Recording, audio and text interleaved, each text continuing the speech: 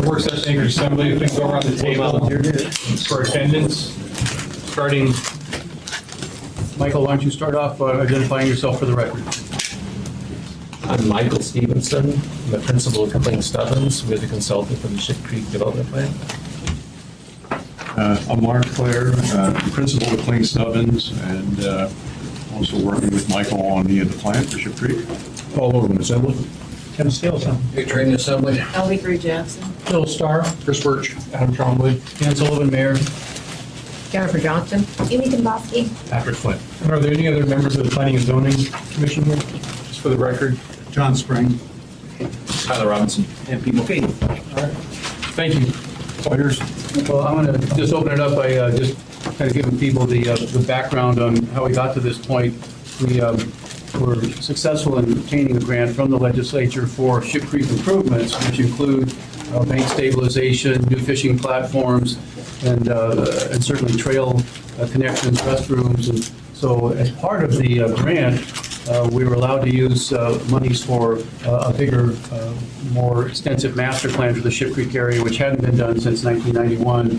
Obviously, a lot of things have changed in that time, and really timely for us to take a new look at one of the most underdeveloped areas of Anchorage. And one of the great phrases that the Stubbins had come up with is literally, and be repeated often, we're a city on the water with no waterfront. And this plan is to help us develop that true waterfront. So, Michael, turn it over to you. If I could beg your indulgence for maybe 45 more seconds, my laptop is a little old and creepy. Is it okay if I ask a question? Sure. I apologize for the delay. How about geotechnical studies on some of this? You know, there are great large structures. Is the geotechnical studies been done to confirm that the soils will support some of this? We have not, during the course of our study, which we started in March of this year, we have not done any detailed geotechnical studies. We did have a work session with the Geotechnical Advisory Board, and we have reviewed some previous studies in the general Ship Creek area, and we have a generalized understanding of the seismic risk issues. But no, we have not done any further geotechnical investigation as part of our study. Mr. Weaver, do you know what they're finding when they started digging down in this area? Have you heard of any developers that are running into bottomless muck and water tables that are? Well, we know that the soils, conditions down there are pretty marginal for a great extent. But that varies. It really varies from site to site, location to location. We've Harding Lawson mapped the areas. They have the seismic zones of 4 and 5 predominantly throughout the area. So we know that it will take some consideration for development. And we have also had discussions, for example, with the Alaska Railroad. They built a couple of new structures, particularly their new headquarters, and that is on deep foundations, piles. And so we also, as Mr. Weaver stated, we understand that the overall site falls within different risk zones and different subsurface conditions, and that would have to be looked at site by site and structure by structure specifically. Well, it just seems that there's a tremendous amount of reliance on the private developers to come in and sort of complete the vision as well. I haven't seen your presentation yet, but that's always going to be a concern to the private, is how much per square foot are we going to have to put in below ground? Yes. And that's always sometimes an obstacle, especially if there's unknowns. I mean, there's always unknowns in that, but if it's really driving the cost up, then. I would point out that part of our rationale for phasing was that the initial phase of development is located in the lowest risk zone of the site, not the highest risk zone. I don't know why this. From a phasing standpoint, just looking at the chart that's right behind Yes. Patrick there, would that be along the creek? Obviously, some of it looks like it's a long way down the road, and some of it looks like it's more realistic from the standpoint of, you can start building next year. That is correct, and I could give a general description. the site as it stands, of course, everybody knows this is mud flats. There were three principal redevelopment sites identified by the railroad. And there's a large parcel basically here in the center of the site. There's a large parcel here at the toe of the slope of the bluff along 3rd Avenue. And then there was a parcel out on where the boat launch, storage, and parking. Those were the three. So in terms of what we described as the phasing, we focused the first phase on that central parcel here, which is in the lowest seismic risk zone of this general area, is basically not developed. It's used as laydown area by the railroad. And it's very proximal to downtown and has an opportunity for the shortest connection to downtown at the northern end of F Street. So yes, it would focus on Ship Creek Avenue as the initial phase, and specifically focused on an area we're calling Ship Creek Square, which would give it opportunity to create a fairly compact space and kind of a critical mass of development, so it would feel from the early stages like a successful development. And that's what happened here, with then a subsequent phase with residential on the eastern end of Ship Creek Avenue. And then phase 2 would focus around 1st Avenue with the multimodal center for commuter rail, and further development along 1st Avenue, and then later development here along in this parcel, which is a higher risk zone. So we acknowledge that this type of development would require much more detailed geotechnical investigation to look at the specifics of these sites and the developments and weight against economics, as you pointed out.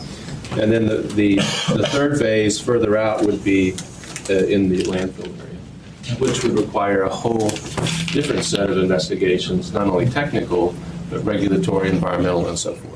I saw a whole, I watched the concrete pour underneath the new court building downtown. I think it's the most massive piece of concrete around, because it just, for stability. But one area that and Bill kind of touched on it was not only seismic, but I think it was the Kansai Airport where they did the infill, and they had all the little tubes, and they basically they built it out in the middle of the bay. I think it's Osaka. Anyway, would this be infill from pumping? Like, would you infill with material from the inlet, or? Well, we have not done that level of technical investigation. We did have a couple of discussions with consultants who do waterfront development in terms of the technical aspect of it, and the outcome of that was that you really have to look at the specifics, and it might even be that even within that, there might be different approaches to different sections within it, depending on subsurface investigations and so forth. So some of it might be platform, some of it might be fill from dredging or from elsewhere. It's too early to make a specific determination. And lastly, would be if we look at the construction there, some of the properties are residential properties that have, if you will, beachfront. Maybe it's not suitable. Really, they're probably in love with it. Sure. And I guess what sort of ramifications you see by putting something in front of, and I know there's a lot of property, where you've got the railroad, and then there's homes, and I've been visited friends that have condos and property right behind that, and then all of a sudden you layer up more housing out in front of that. What's been your experience and how that's received? Well, we're aware of it, and in fact, my family and I stayed at the Copperwell Inn this summer, and I've eaten at Simon Seaford several times, and our general approach is that all of this proposed development here would stay quite low on the southern end and then gradually step up in the massing. It's kind of hard to tell from the perspective, but that's the idea, to really minimize the impact of the residential uses in Bootlegger Cove And as you get here towards more downtown, where you get taller office structures, that then they could start stepping upward. And when you're here, you're really far enough away from these buildings that the impact would be much less. But There's certainly, certainly Cook statue. well, actually, the Resolution Point and the Captain Cook Monument is really, it's really kind of a major plan element here, and we've left that as a park to create a focal point from the water to that, and more importantly, from Captain Cook out to Mount Sissimmon. So basically, most of that's north of the Captain Cook. Right, most of this is Yeah. north of, Yeah. yes, it Okay, is. great. I have a question. Parking seems to be not prevalent here in some of your drawings, and some of that sketch, the higher density stuff, the parking, and then the snow management, the snow clearing. How have you thought through some of those challenges? I mean, we have parking problems now downtown. Parking in this redevelopment area is primarily through structured parking. So these lighter color rectangles are parking garages, parking decks. And they are, in some cases, freestanding. In some cases, they're wrapped with buildings that provide a street front, so you hide the parking structure. But we don't think that, in our experience, that we can create a kind of, the walkable environment, mixed-use environment with surface parking, because half of the land would have to be devoted to surface parking. I don't disagree with the high-rise stuff. Again, it's a matter of how much those things cost to construct versus surface parking. Correct. You know. We have had discussions with developers and as well as the, I always get the acronyms, the names mixed up a little bit. I believe it's Community Development, it's Mr. Pollock's organization. And in terms of partnering and getting some of these built partially with their organization. But yes, it's true that. And then the build-out timeframe on something this aggressive, how many, are we talking 20-year vision here? Are we talking 5-year vision? What's your, Well, the phasing, certainly phase 1A, which is really this, we see is in a nearer time frame, say 5 years, to start it. And then obviously market forces will dictate the pace that it proceeds. Looking out here, that's quite a ways out into the future. I could throw out a number, I could say 20 or 30 or maybe longer. These things are hard to predict. But certainly this is a much longer range scenario. This is a near term. Now, the development along First Avenue, we see that as highly desirable to start quickly. But some of that would be dependent upon the multimodal transit center that there's already been a significant amount of planning and design work done. And the rate at which commuter rail will start, ridership thresholds can be achieved and that get going. And we're 100% behind that. We don't know the reality of that pace. And we wouldn't want to make the first phase of development completely dependent on that and federal funding and so forth. So, but if it could happen sooner rather than later, that'd be wonderful. has your firm had experiences in tax credit incentives and some of that, or do you stay only the design side? From the government perspective, it's not the most highly developable place to take a risk right now. So do you have to incentivize folks in your experience? We do, and in fact, one of my partners, Dan Douglas, who's not here with us today, he used to work on the public side for the city of Raleigh for many years and has a lot of experience with TIF districts and those types of things. And we had a number of detailed discussions with people on the city side and private developers, specifically to the state of Alaska and the statutory structures that exist and how to work within it. And there's some issues and challenges with that, but the general consensus is that should be a part of it, of the development strategy.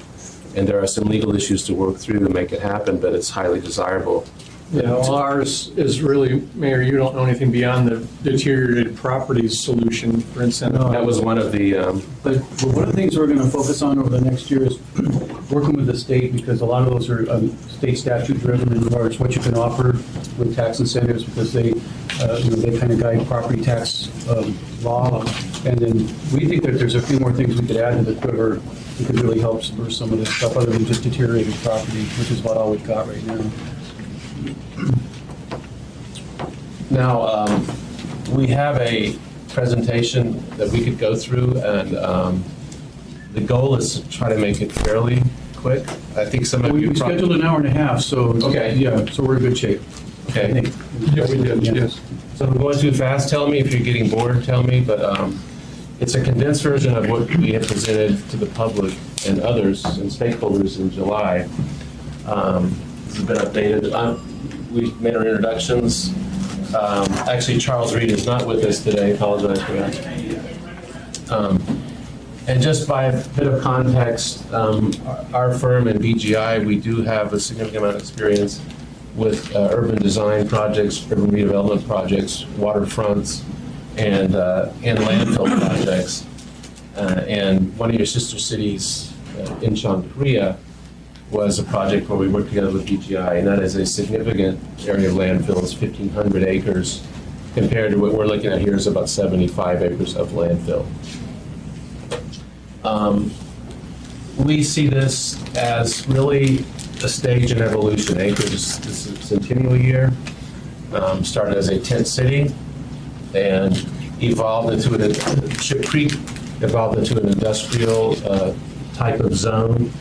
And so we took the perspective of what is the next century bringing for Anchorage and for Ship Creek. That was the perspective we approached this study with. We had a process engaging stakeholders and the general public in over 3 trips here, week-long trips. The first one was we met with 20-some stakeholder groups. The second one, we held 3 open public meetings, workshops, charrettes. And then the third one was we came back and presented again to various groups and the general public.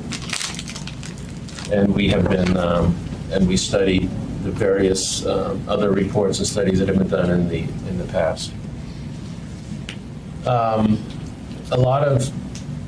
There was a diversity of opinions, obviously you expect that. There was also a fair amount of commonality in themes that emerged from all these discussions. I won't go through each one, but sustainability was a big one. A lot of desire to see a different type of neighborhood that would be less car dependent, would be more walkable and more mixed use. That was something that came up a lot. Something that was authentic to Alaska and not generic, that could be anywhere else. The seismic issues, providing economic opportunities for a whole range of demographic that's in Anchorage. And access to the water was a big thing. That, how do you get to the water? How do you enjoy the water? And and return on investment. And who's paying for it was a question, obviously, that came up. So kind of 4 main themes is the compact, walkable neighborhood, the idea of recreation, and this certainly struck us. We don't know of other downtowns where you can take your lunch break from your office building and go fishing. You have the bike trail system, cross-country skiing and all that, right in the heart of downtown.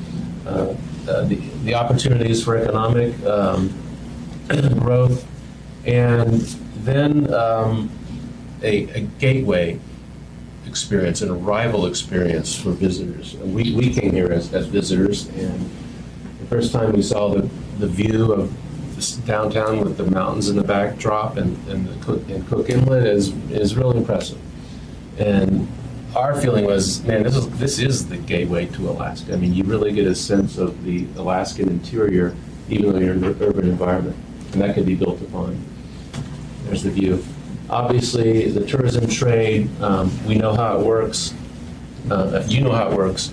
And we believe that Anchorage should be more than just a stop along the way. It should be more of a destination and arrival in and of itself.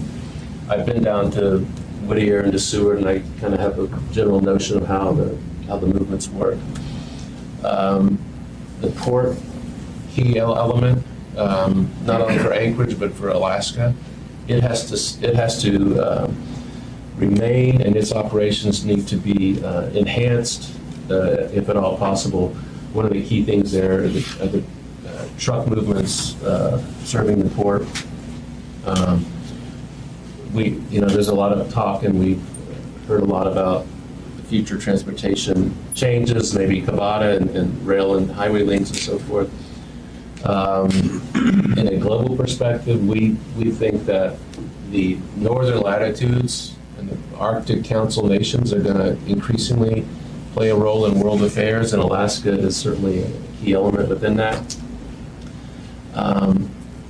As a destination, there are many northern countries and northern cities in the 60s latitudes that are popular tourist destinations, and many of them are also contemplating and making significant investments in their waterfronts to make them more appealing. This is just some excerpts of economic news from Alaska Press. We had commissioned a market study by Jones Lang LaSalle out of their West Coast offices. They came up here and spent a week and did their own research to come up with near-term market data that informed our phase one development. They didn't go out, decades, but they looked at the more near-term anticipated demand that they reported on. We did a site analysis, looking at topography, looking at the rail operations. We met with the railroad, understanding their needs and the movements of the freight and passenger rails. The Trucking Association, and we met with this as well. And here we really learned about conflicts between trucks, railroad crossings, grade crossings, and pedestrians. And so if we truly want to make Chip Creek a place where people can enjoy walking and riding bikes, this is something that has to be addressed. The multiple uses within the area, which provide challenges, but also give it its unique character. And the fact that the gradient along the hill doesn't allow most of the streets from downtown to connect is something that, for cars, but also for pedestrians, that we need to improve upon. The two fantastic trails you have, but they don't touch. And we saw that as one of the highest priorities. It's kind of something that if you could do soon, it would make a huge improvement in how the public perceives the area and uses it. Water access, I mentioned. Obviously, Cook Inlet is the mud flats. You really cannot get to the water's edge except at the boat launch, the tip of land there. And then the creek banks, there are a couple of places you can get down to it. And we know about the Kings Landing project to do stream bank improvements there. And we felt that that is another opportunity for improved water access. And then other neighborhoods, connecting those in with the trail system and bike trails and so forth in areas around downtown and Chip Creek. We came back with 3 proposals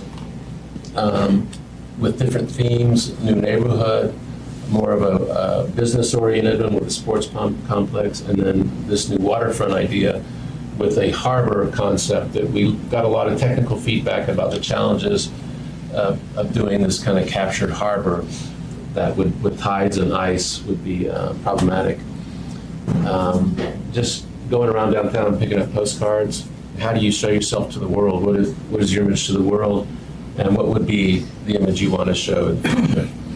So as the mayor mentioned, this kind of just came to mind one day. It's interesting. You're on the water, but you really don't have a true waterfront.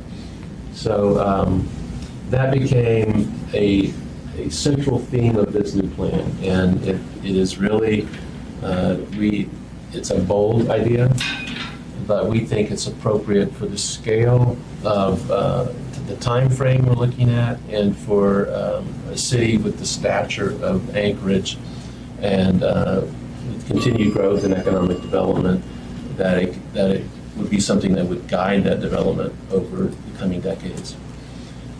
This is the full build-out plan that's in the report, and it's quite similar to the previous version called Anchorage's New Waterfront, but the harbor element was really eliminated and kind of smoothed out to create more of an esplanade.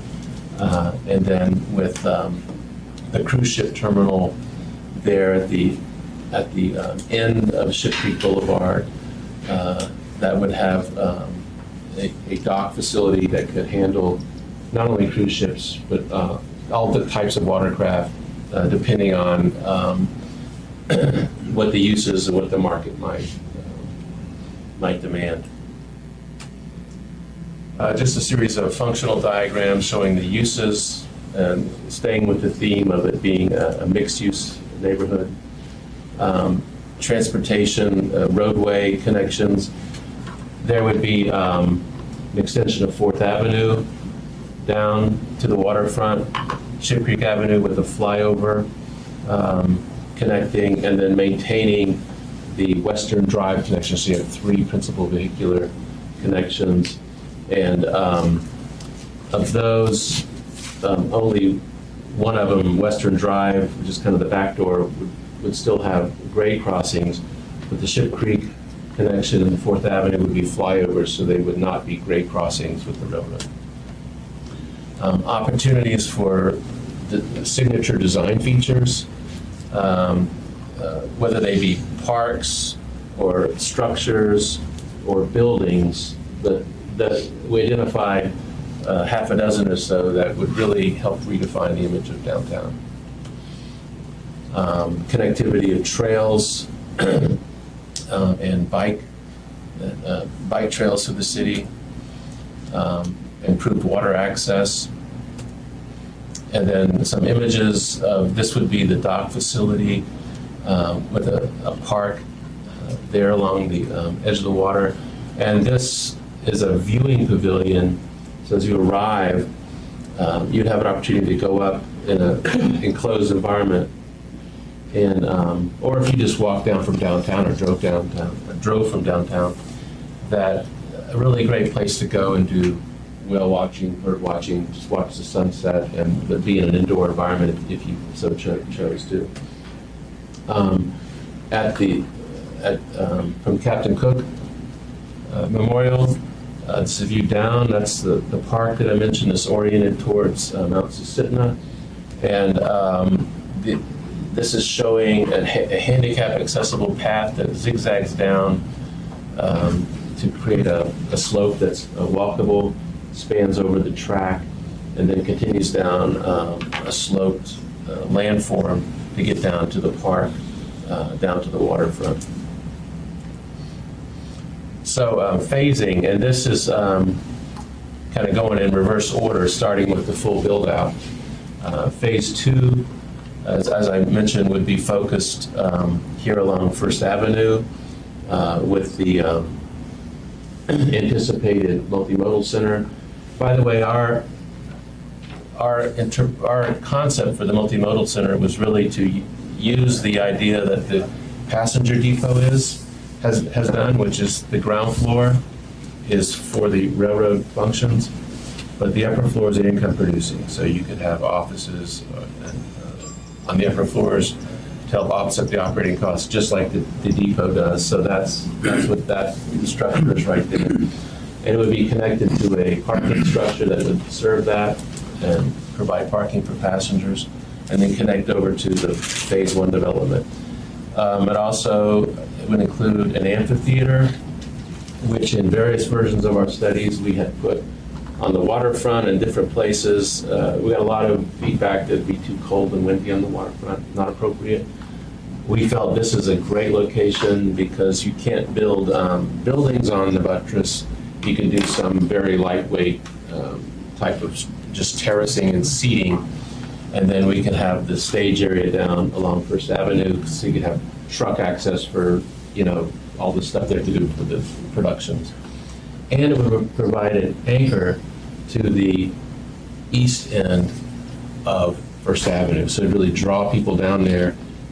The idea to make this kind of an arts innovation district, but it's like you design a shopping mall, you want anchors at two ends. So you have the train, passenger depot at the western end, and the amphitheater at the other end generate foot traffic. Of course, the historic railroad shed is there and it's doing quite well.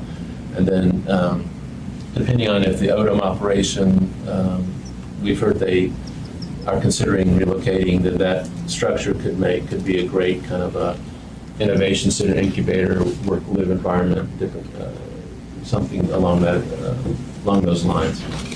And then, as I mentioned, phase 2B would be down on the parcel that's really kind of landlocked because it's on the south side of the train track, and it is in a higher seismic risk zone, so that would require further study and more time. But the way it's shown to be developed would be that it would have access from 3rd Avenue across to a parking structure, which then could bridge over and connect this other parking structure, which happens in phase 1, and that way it would get over the track. So you actually use your parking structures not only for parking, but also to help bridge over and avoid a grade crossing, which the railroad does not want. So this is the view from the Eisenhower Memorial presently, and then this would be showing after phase 2. This is all phase 1 along Ship Creek Avenue. That's the depot, obviously. This is the parking structure and the pedestrian bridge coming down from lines with D Street, but it's a continuation of really E Street, and then would go through the parking structure to the multimodal building with offices above, and then over into, this is a large market hall structure, and then another office building, and then the amphitheater's off in the distance. You can't really see it here. A view from, this is looking from really pretty much the AC couplet bridge, looking west in the winter, and then in the summertime. And this would be a wonderful space that where you have the ice sculptures. That would be a really nice focal point, we think, to create an attraction there. And then that you're looking west along Ship Creek Avenue down to Sheep Creek Square, which is here, a summertime view. And then this would be as you walk down from the extension of E Street that goes and transitions to North C Street, where you come down to the presently Odom warehouse. This is illustrating if you open the end of Odom warehouse and made it a storefront, a cafe or something, and then that is the railroad headquarters. This is the office, this is the multimodal with the office building. That's a second office building. That is where the carpenter shed structure is that we propose would be an ideal location for an outdoor type retail function with outdoor gear and bike rentals and ski rentals. So this could start to become much more pedestrian oriented and active, and then wintertime view of the same location. Looking at specifically along First Avenue and potential reuse for the Odom warehouse, kind of creating maker spaces, incubator spaces, where you have support for people wanting startup businesses, but they don't have the capital to invest in all the facilities, so they can get started here, and then once the business is up and running, then they can move on out. So phase 1, again going backwards, shows, as I described, the development being focused on First Avenue, creating the first connection of downtown from the F Street. That is the shortest distance connection we can make. It's just over 400 feet there. And it would start with Ship Creek Square, which will be named it, which would be anchored with a hotel, a market hall, an office use, and multifamily with a parking structure here. this is where the carpenter shed is. That would be a great location for an outfitter type retail. It's right on the creek. It's right next to the Kings Landing stream bank improvements. It's right on the trail. This, by the way, this F Street connection would fill that gap. This would be the connection between Tony Knowles Coastal Trail and Ship Creek Trail. So you'd have that in the initial phase. It also indicates another multifamily development on the eastern end of Ship Creek Avenue, labeled Ship Creek, Creekside Residences rather, and the restart of the Connect Arm power plant. We understand there are still discussions going on between the owner and the utility. So we don't know the outcome, but we think that would bring significant amount of private investment. We've heard the figure from $60 to $75 million of private investment. It would provide locally generated power for all this development and waste heat. So environmentally, we think it'd be a positive thing to have. We're also indicating here a realignment of Whitney Drive to the back of the power plant. We understand there are some issues with doing it, but this would get a lot of the truck traffic, would move it out of where pedestrians want to be. And obviously the Knik Arm Dam is one of the major angler access points. And I'm sure you've been there, and if you stand on Whitney, where you can get onto the dam, it's very close to the front of the power plant, and there's a lot of tractor trailers going by, and it's really not a wonderful experience as a pedestrian. And if the Whitney realignment could be achieved, then you could really create a much more park type of setting for the creek, and then the old cooling pond could be treated more like a casting pond, and it can be part of the recreational appeal of this whole area. And then the second element involving water would be to capture an area here as a freshwater marsh with boardwalks. Something like, for example, out at Potter Marsh. And then creating the first piece of a dock facility. And to allow for, there are tugs now that tie up to, I think it's just a floating facility. But this would serve the tugs, but also if there were other medium-sized watercraft, if there were, I don't know, dinner cruises or something, it would provide opportunities for that. And then the viewing platform, viewing tower could go ahead and happen there.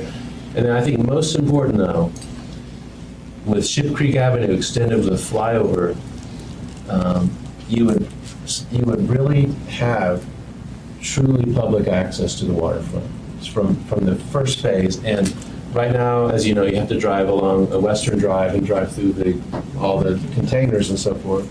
It's interesting, but I don't think necessarily it's the best experience to get the water.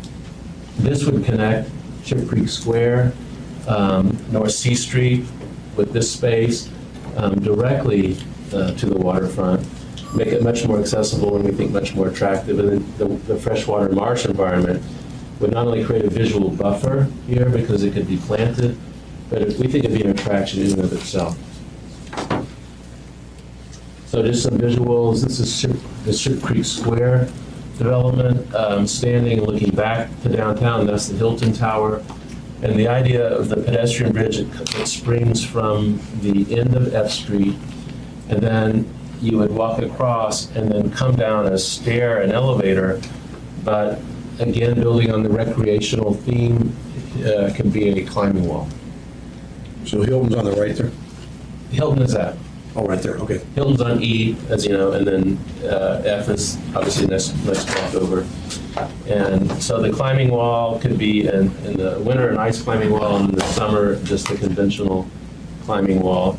But I think what we're trying to convey here is that the compactness of this development is desirable, because this is what creates the feel of a walkable urban place.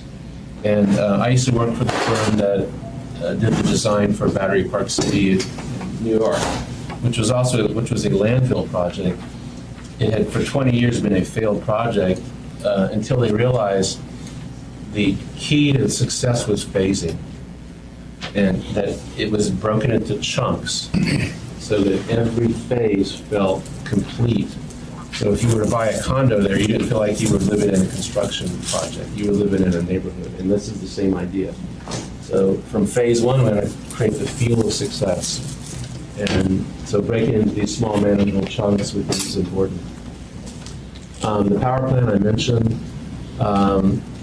these new generation of, these are actually diesels, are really efficient, and they create the waste heat that you can heat the buildings in the neighborhood and provide power right at the source. You probably know that if you look at the grid nationwide, a large percentage of electricity generated is lost in transmission loss, so you can keep it local, it's better, it's more efficient. Then this is kind of an overall view, looking over the creek, looking west towards Cook Inlet. This is what was described as the Creekside residences. That's the Comfort Inn, the Market Hall, the First Avenue development. This is the amphitheater, the Odom Warehouse, and then the Ship Creek area there with the pedestrian bridge connection, and then out on the horizon the Phase 3 development. So the key concepts are the new gateway to Alaska, the waterfront.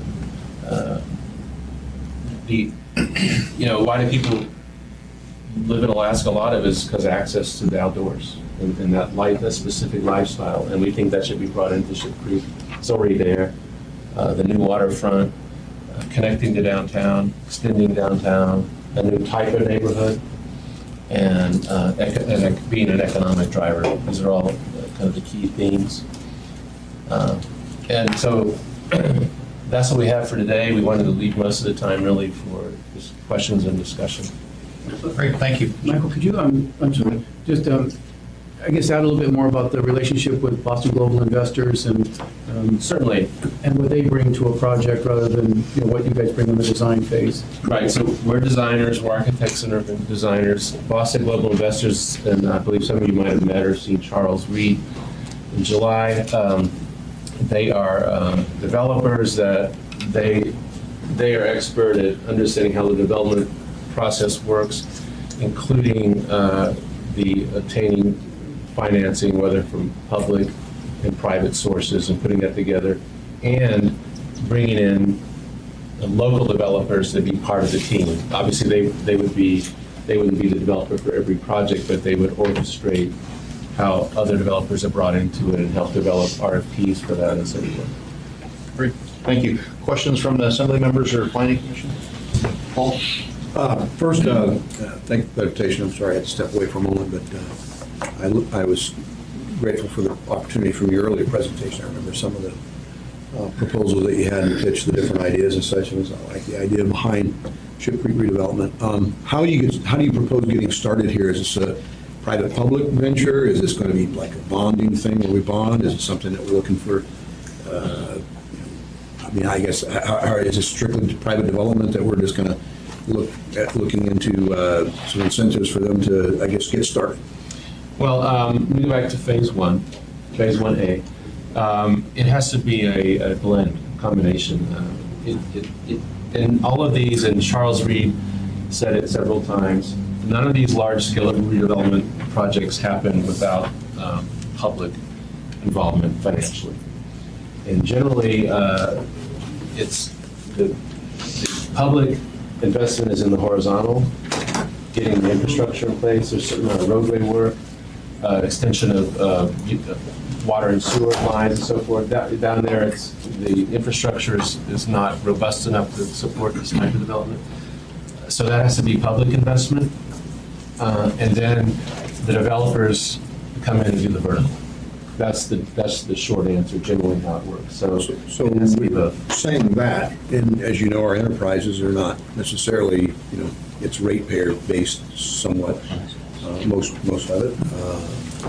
And so what's some dollar figures to, as you phase in, I mean, first phase, what's, any idea behind dollars of infrastructure, public venture? We did I mean, like a build it, they will Yeah. come kind of concept. Right, we did a high-level itemized, we broke down the plan into the discrete elements of, realigning a road, building a flyover bridge. It was like a 3-page outline, and I don't have it in front of me, and I certainly don't have it committed to memory, but we could share that. And we did break it down by item and then by phase. So you can track it by, looking at phase 1A, realign Whitney Drive, pedestrian bridge, so forth. We have a high-level estimate that was done, yes. But I don't want to go from memory. Okay. Yeah, I'd be interested in looking at that. Thank you. Mr. Starr? Upstream from this development is a fairly significant industrial engine for us. Did you look at the integration of that? I mean, it's, I suppose, practical that the Connect Crossing could take all that industry across the bay, if you want to call it that, but how did you study the integration between current and this? Well, you're talking about further east of the valley. And we did not study that zone of Ship Creek in detail. And the primary reason was that the railroad provided us with documents that showed what they had identified as the primary redevelopment sites. Well, it's the industrial land corridor is my challenge, is that we just don't have a lot of places for these guys to go. Right. So we did not study that zone in detail because, as I said, it wasn't presented to us as an area that had redevelopment potential. So we took those as givens. We did expand it to include the fill as a more future, more forward-thinking plan. But no, we did not look at that section in detail. The other question that I have is other waterfront operations, the Seattle, Lake Washington area, perhaps for the local ones, and then the Helsinki, some of those have more of a nautical or marine theme to them where the boats anchor and things like that. We wouldn't have that in your designs. Is that something that we should consider? I mean, you can't force it here. Most of the boats go to mud here. Yeah, we had there's quite a bit of lively discussion about that, and our first waterfront scheme had the kind of harbor, and we actually showed boat slips, and then some people who came to meetings said, "You can never do that. It just won't work in Coquitlam."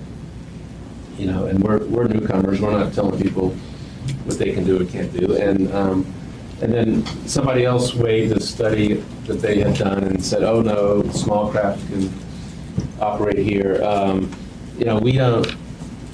We're not experts in that particular aspect, but we certainly think that the large and medium craft opportunities should be accommodated, and that's what the dock facility. Yeah, and I get that. I'm just trying to say what you do when you go there. I mean, we have viewscapes and it's kind of interesting land, but Yeah. in terms of a destination to go catch a ferry or go, put your boat in and go tooling around, it's lacking on what you would do down there. You talk about the recreational walkarounds and that, but I'm not drawn there myself because there isn't anything sort of to do other than shop and mill around. And so it's not an offensive comment. It's just if there was a key element of what you say, and I guess that's what I see lacking. Well, I think that the trail system in and of itself, like I said, we actually vacationed here this summer, and we walked the Tony Knowles Trail quite a bit. I was really impressed at the usage. I mean, people just strolling, biking, going down, all the way down the coastline and then up to downtown, but then knowing, you can't keep going. So I think just starting with that, having parks down on the water, I think is a huge attraction. Yeah, I agree. I just wasn't struck, in the absence of, say, a Pike's Market, that Seattle has. It's why you go there. Right. And I guess, it's beautiful, as you say, it's fun to boat, but you can also get on at Kincaid Park and do kind of the same thing and not have anybody, next to you. Yeah. It's just an observation more than being critical. Well, it's okay. I don't mind criticism. And we kind of purposely left the Phase 3 uses open. I mean, so a fish market there, fantastic. I mean, we see it as, we kind of showed it as blocks, which is really patterned after downtown, to be flexible.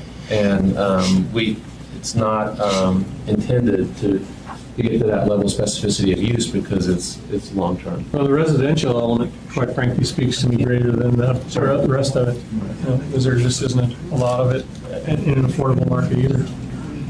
Dean Widener saw the plan and has already met with the railroad and wants to know when he can start building apartments. Yeah, I'd live there. Mr. Steele? Yeah, the thing that appeals to me is the access point for ship traffic or for intermodal transit, railroad, that type of thing. It gives downtown a focal point. And right now, it's really not, well, for tour ships to come in down at the port is not a great vision, beautiful vision. So, it would enhance, but there are some issues, that we all can anticipate. Mr. Spring? Thank you. You mentioned in your report that the access is obviously a problem. Currently, the Ship Creek, we only have Christensen Drive and Eagle, and that's just about it. And the Eisenhower approach, Monument approach, which doesn't seem to be sufficient really to support this type of development. Maybe apartments might be able to build there without having improved access, but retail in particular and office buildings need primarily good access. I mean, that's where you look around town, you see where they're being built. They're being built on A and C Street and areas where really good access is. So I guess you also mentioned that the public sector is depending on implementation for their investment and the horizontal. What do you see to be the key transportation improvements, particularly road improvements, that are needed prior to even beginning Phase 1, much less, Phase 2, 3, that type of thing? The first one is to address the movement of tractor trailers. And because we think that's an issue of pedestrian safety. And just making a place that is going to be more appealing. And so the first one is realignment of Whitby. That was number one. Another one, and we're not, because of other factors that have to come into play, we haven't assigned it a phase, but is a second flyover bridge that would connect the Loop Drive up near Government Hill directly to Ingra-Gamble. That would give access from the port direct to the Seward Highway and the Glen Highway. And so those two elements would, we think, set the stage for this to be the kind of development that we're envisioning. In terms of your question about more improved vehicular access from up on downtown down to the bottom, we don't have traffic figures specifically linked to these uses as to, would you need to widen Christensen or something like that. And those traffic studies would have to be done in a later phase of study. But at the same time, I want to point out that one of the reasons it's being proposed with the type of development and density is to actually reduce car dependence, so that it wouldn't be 100% car traffic to serve these functions. And we also purposely are not indicating any large-scale retail. And that would really drive the kind of peaks of traffic, such as, you find in some of the other developments perhaps you're referencing. We don't think it's appropriate really for this type of development. So the retail we're indicating would be more serving neighborhood functions, neighborhood-related retail. Any other questions? Yes. Again, thanks. I think that, the big vision is big, right? And I think that's the hardest part of when we as the Planning Commission or the Assembly sees these grand things. I think it's a long way to get there, no doubt. And I appreciate you kind of looking at it in phases. But even as I look at Phase A, it's still got an urban center, it's got a mixed-use facility, it's got office, it's got, frankly, 1A is still a big step for us, right? And when I think about Ship Creek, the reasons I go down there, for Rondi or the trail, there really is a recreational, showing the kids the train station. That's why I go down there. I think that's why most people, taking visitors down to fish and sort of say, don't look around, but just looking at, hopefully you pull a fish out of this creek and ignore the rest kind of thing. I would be intrigued by more focus on those recreational aspects, helping us get to some of those connections and those things that I'd like to think are good investments that we can make as a city before we start. I'm glad to hear that Dean Widener's looking at housing, but I think it'd be challenging to attract private investment down there right now. And so maybe it's 1AA that we really. But I think it's important that this plan really help us incrementally just move us in some easy wins and in the right direction. And I don't know if there's anything else that we can do to sort of emphasize some of those early steps, put some dollar figures on them, as Mr. Hunman was saying, so that we can really think that, there's a plan to sort of at least get some traction on this.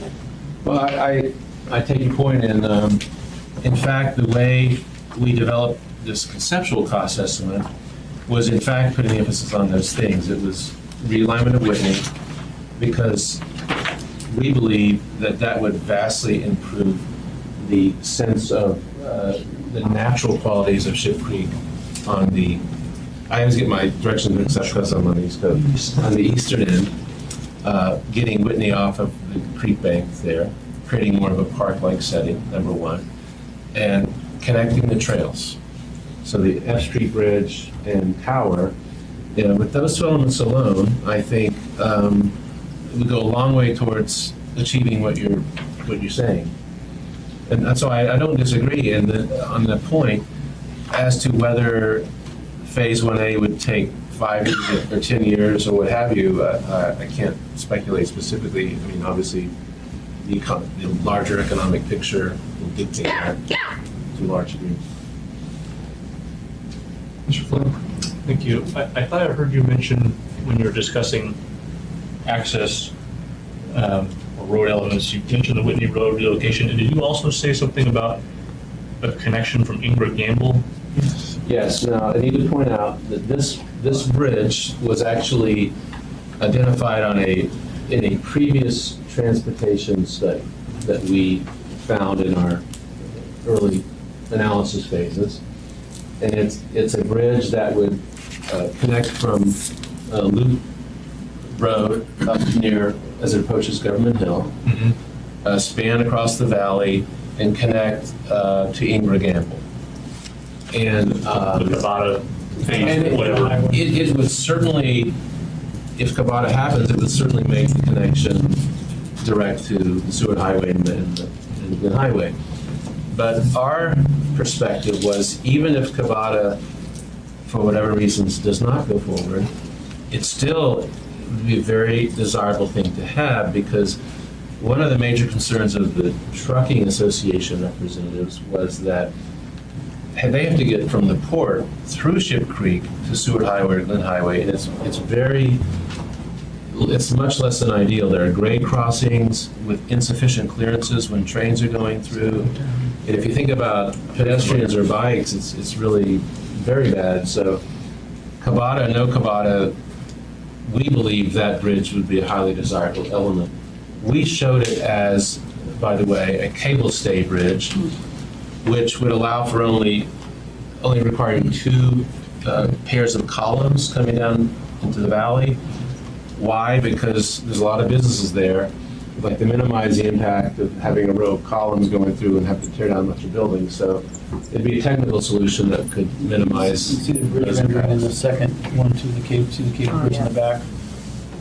So They kind of lit up triangular elements. I didn't see a lot of discussion of it in here. I presume you didn't spend a lot of time on it. I mean, so the idea is that it would somehow, if you're heading north, there'd be yeah, it would head So west and connect up with the port access? yeah, so that coming from the port, the trucks would go up Loop Drive, which is the road that goes up to Government Hill, and then there would be a connection, an exit essentially, that would take them up over this new bridge, and those are the 2 supports, and connect right to where Inger Gamble comes in on the downtown side. So that would move all that truck traffic out of the valley, up and over, and then you get right to the Seward Highway. And the truckers say they really don't like having to come through downtown as they do presently. So, but again, that bridge was a proposal from a prior transportation study that we found, and we just adopted it we thought it was a good idea. Any other questions? All right, well, thank you so much for all you did, and unless you have anything else to say, we will adjourn this part.